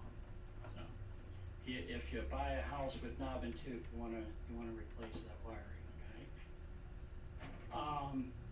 So back to Josh's razor or hedge trim whatever. Okay. So we have a load here, right? The motor, okay, maybe a switch, a couple other things, I don't know. The neutral and the hot go to the motor. Those are the current carrying conductors, okay? there is a metal case, if there is a metal case, or even if not, if it has ground wire, it goes to some metal structure inside the appliance. Here's the appliance, whatever it is. Maybe it's your fridge. Okay? This ground connects to the case of the appliance. What happens if you touch if this is your fridge, what happens if you touch your fridge? What conductor in this whole scheme is your hand touching? Ground, right? It's touching the ground. That's safe. Okay? Theoretically, you could touch the neutral as well because it's tied to the ground inside the breaker box. Generally, we don't recommend that, but you could. I'm different. Okay? Now, what would happen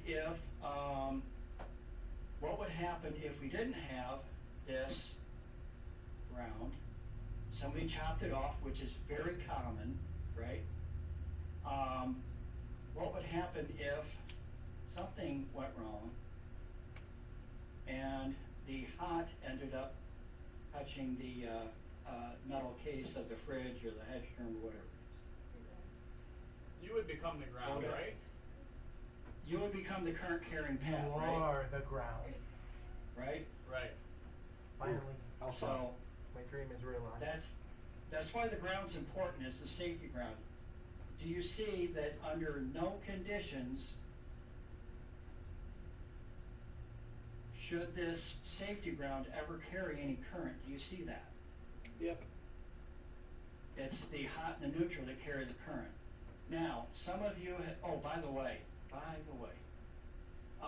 anyone hazard a guess as to, I drew the receptacle as being mounted this way, right?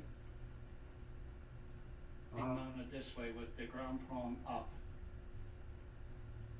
If you've gone to, I imagine in the Sun Lab, all the receptacles are in the wall, at least, are mounted this way, are they not? Looks like it. Yeah. Yeah. If you go to a hospital, they're certainly wired this way, unless it's a really old hospital. Okay, anyone hazard a guess why? Polarized flux. Well, that's happened, that is handled here because the neutral, tab is wider than the, so that is taken care of there. I've heard this story from several sources. I don't know if it's true. It might be apocryphal. I don't know. In an emergency room, there was an IV pole, you know, the bags that you got the IV bags on, and they're metal, right? And one of them fell down the wall. Okay, somebody bumped it or something like that, and it fell along the wall, and it came to rest on the outlet was mounted this way.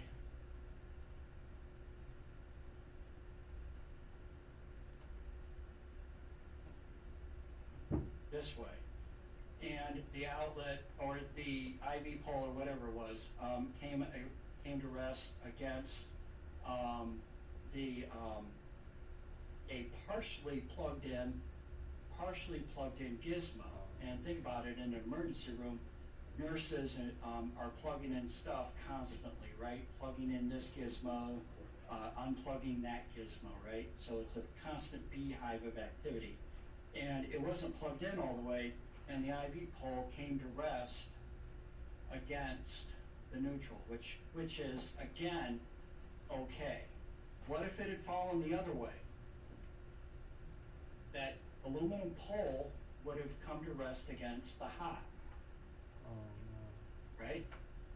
And therefore become energized. Well, do you see that that's nearly impossible if we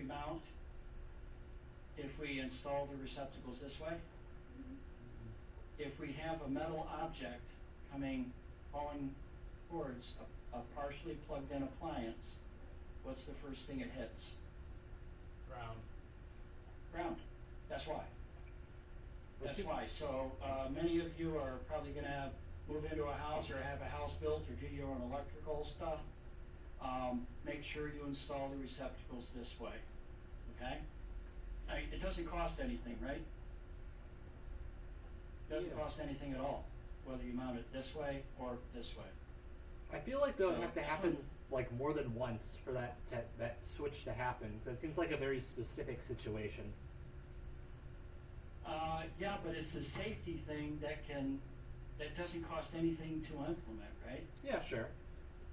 But you could probably make that Yes. argument for a lot of things. You can make them safer for no cost. I don't know.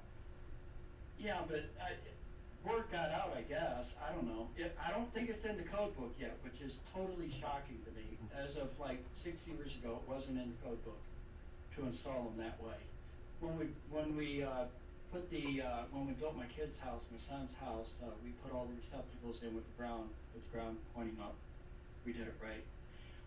The only other thing I'd like to show you, okay, is you've heard of GFCIs, have you not? And I have a really crusty one that I'm probably the filthiest one here. Oh no. Oh. These guys. Oh, look at that bathroom GFCI. Yeah, my GFCI upstairs needs replaced. I think it's broken. That's Yeah, not good. well, you're supposed to test them once a month or something like that. Huh? Yeah, the testing thing doesn't work anymore. I think it's broken. Well, I- Yeah, Yeah. you might want to I've never fix once that. tested that. So The what tester the is GFI broken. does, guys, is you got your line and neutral coming in from the breaker box, right? I have to test the tester. Right.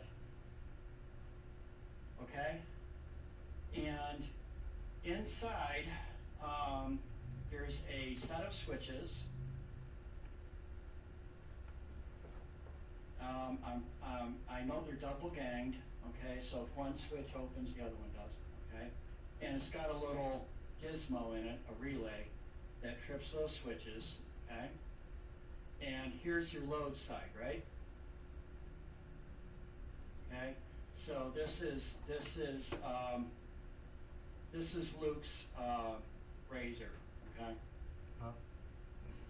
So it's got a little motor. It's a subtle handshake. I think Luke uses his Razor, I think. I used Anyway. it today. I used it like an hour ago, actually.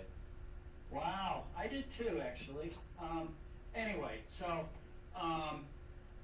you know, Luke, I don't know if you're a morning person or not, but Yeah. anyway, you know, Luke staggers out of bed and goes to shave, right? No. So normally, these switches are closed. Okay? Do you see that? So Yeah. Luke plugs his Razor in, or it's already plugged in, and goes to turn on it, and everything's perfect, right? Well, there's a, how do I draw this? There's a little current sensor. And it's a balanced, it's a balanced current sensor. It's got a coil that goes around this conductor, and then it goes down around this conductor. And the conductor windings are such that if these windings can sense current, correct? Do you see that? Yeah. This is a coil. Yeah. So they can sense current, and if the same amount of current goes in here, in on the hot side, and exits on the neutral, if these currents are the same, then this sensor has 0 volts across it. Okay? It inputs to the relay if, for whatever reason, maybe Luke drops his Razor in the sink, and there's some current that goes this way, right, and into ground. Do you see that more current's going to flow through the hot side than the neutral? Yeah. This is all this is all right here is the dividing line of the GFI. Okay, it's called a ground. That's what it stands for. Ground fault, which is what we have if Luke drops his Razor in the sink, right? Some current is going to find a way to ground instead of returning through the neutral. So it's a ground fault circuit interrupter. That's what GFCI stands for. Some people just call it GFI. So if there's any sneak currents to ground, what would be worse, right, is if the current flowed through Luke, right? Oh no. Here's his little, Anyway. here's his little man bun on the back of his head, okay? Oh, So if be this killing. current flowed through Luke, that'd be even worse, and again, the GFI would trip the relay. Okay, and these switches would open up. Wow. That's how they work. I'd be fine We're with supposed to that. have, GFIs in what, bathrooms? I think within 4 or 6 feet or something like that of any water type of source. Yeah, I know there's one next to my sink, so that makes sense. And Yes, outside yes, too, right? Yes, yep. Outdoors. And there's a little, the test button, what it does is it places, there's a resistor in here, and the test button, when you push it, it simulates a ground, I'm sorry, it doesn't go to ground, to neutral. It's a little resistor that goes to ground. Okay, so it simulates a ground fault, right? Actually, it's on the other side of the sensor. So it places a resistor between the hot and ground. Okay? That's what it does. Okay? So, I don't know what the takeaway here is, other than that's how your house is wired. Wow. Oh, and that's it's how you got- don't die. It's got built-in safety features that really, when you start messing with them, that's bad. And that's how you don't Okay. die, right? Well, there's a lot of ways to die, right? Yeah. But you've given us This whole- how to avoid one, or at least a handful of ways. How then? And that's what There's- counts.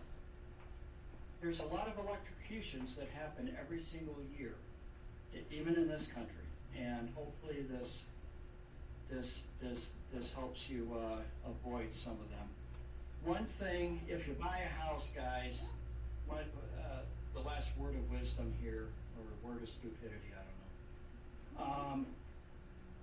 If you have a these are called receptacles where you plug stuff in. If you have a receptacle that's a 3-prong, in other words, it's got hot, neutral, and ground. Do yourself a favor when you run out of things to do after you move in, okay? Pop the cover off the receptacle. Make sure this ground is connected. Okay? Make sure it's connected to something, because a lot of idiots, and I use that term not by accident, this happened at our Well, old when house. you're done, there you go. The box that the receptacle is mounted in, that the fridge plugged into, that box had a neutral going to, or a ground wire going to it. It was disconnected. Oh my God. That means our refrigerator for like 7, 8, 9 years, I thought it was grounded. When they put the receptacle in, they didn't bother connecting this even though it was available. Sometimes guys will buy these receptacles and just plop them in even though there's no ground wire. And in a lot of older houses, that's the case. So they just pretend it's grounded when it's really not. And there are ways to handle that level if there is no ground wire. Okay, I'm done. Any questions? I don't have a question, but I have 3 additions. Oh, okay. First one, incidentally, one of the earliest ways for receptacles in houses, like, I mean, real early, was that they actually had screw terminals that are used for light sockets. So, like, you know, I'm not saying like vacuum cleaners or anything, I'm not sure if they were around at that time, but they had screw sockets to go into light fixtures. Or power tools. In receptacles, really? Yeah, I thought that was very interesting. Yeah, I'm not sure it'd be safe either. I don't imagine it would be, but then again, this is a time where you have, you know, like children crawling into giant machines to, you know, Right. You know, so. The Victorian era. Safety It was a was- simpler time. It really was. You could Second die. one is the you mentioned isolation transformers earlier, and this is something I've been thinking about since then, is that, and now that you mentioned the, cutting of ground, one of the most, it's something that's very frustrating for, people like us who understand the importance of grounding. Yep.